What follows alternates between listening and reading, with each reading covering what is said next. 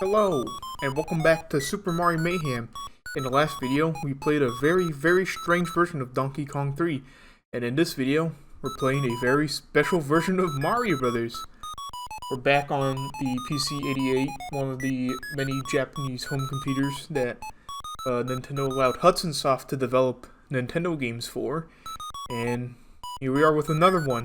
This is Mario Brothers Special. Now, with a name like that, you expect this to be, some form of, pseudo-sequel to Mario Brothers.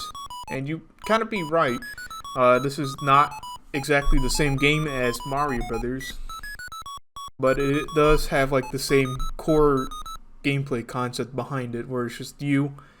And sometimes you defeat enemies, but other times, you'll understand what's different about this when you compare it with the original Mario Brothers. But yeah, this is another one of those exclusive Japanese home computer games. Again, Hudson Soft developed this one as well. So without further ado, let's start the game. So one of the first things you will notice is that, well, it looks different, but it kind of plays the same. Keynote on kinda, because, well, during this time nobody could really get the physics right for Mario Brothers, except Nintendo. But this first stage requires you to hit those levers at the top, and once you do, the exit at the top will open up. Those levers could be pesky if it's your first time playing, but I played this before. Played a loop just to get familiar with the game before I recorded it, so I know what I'm doing. Because these stages are so small. That last one had you bounce on platforms because they were like trampolines. If you bounce on them, they flip over the shell creepers. And in this stage, we're collecting monies, it looks like, to advance the stage. These conveyor belts are also springy, so you could defeat the shell creepers with that as well. But it's kind of hard to do it because of the platform in the middle, which raises up and down. Yeah. It could just be that the speed of the hardware that this game is running is a little high. I'll just break it. I'm using an emulator for this game because do you expect me to have a random Japanese computer from the mid-80s lying around? I don't. Nor do I have intentions on getting one. But, trying to get this thing working is a little weird. But I have it in a somewhat playable state. It feels a little faster for my comfort, but, gotta work with what I have. So, yeah. Another thing that I just realized, and I guess I didn't mention it, each of these stages are completely unique. You are not going to find the original stage layout from the original Mario Brothers here. Maybe in the other Mario Brothers game for Japanese home computers, because they did make two. This was the one that came out first. The second one, Punchball Mario, comes out a little bit later, and you bet we're gonna play that one. It's the common joke amongst Mario fans because of the name Punchball Mario. We'll get to that when we get to it.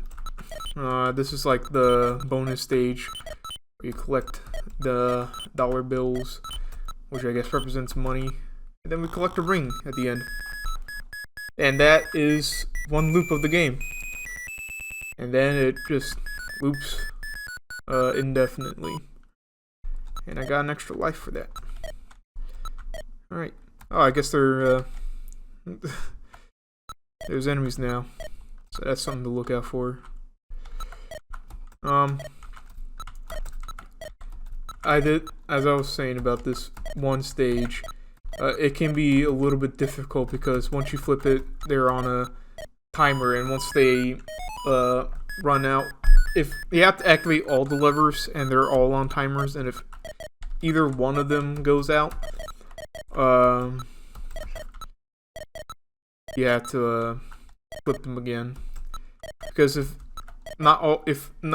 all 5 of them are not flipped, then you can't end the stage. And I guess sidesteppers are now in this game now, but it doesn't look like you have to flip them over twice. Alright, cool. Ooh, almost died to the fireball again. Alright, have to get up here. A little tricky because the platform is not 100% accurate, and it could also just be because these are like bouncy platforms, so there's like a little bit of rebound for Mario. Well, yeah. As I said, I only played like one loop of this to get familiar with it, and you know, it's a little difficult to get used to the controls of this. I did not mean to travel that far, but you know, you really can't get precise physics, especially with the home computers at the time. Again, I made a whole spiel about it in the last video where I played Donkey Kong: The Great Counterattack. Oh, that's my last life.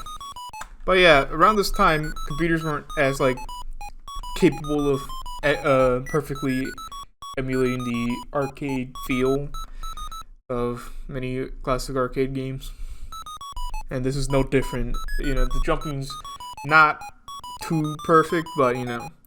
But yeah, that's Mario Brothers Special. It's not as weird as the Donkey Kong 3 Japanese computer game, but you know, it's a lot more diverse than the Donkey Kong 3 game. It has, you know, different gimmicks.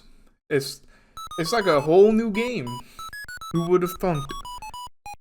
But yeah, but it's not that great, mainly because the hardware itself probably sets a lot of limitations for the game. If it were like a little bit more better, if this were like on a home console, like the NES or Famicom, it would probably do better. But you know, whatever you do, whatever, it doesn't. I don't know what I'm talking about anymore. I'm just going on a spiel. But that's Mario Brothers Special. Join me next time, and we will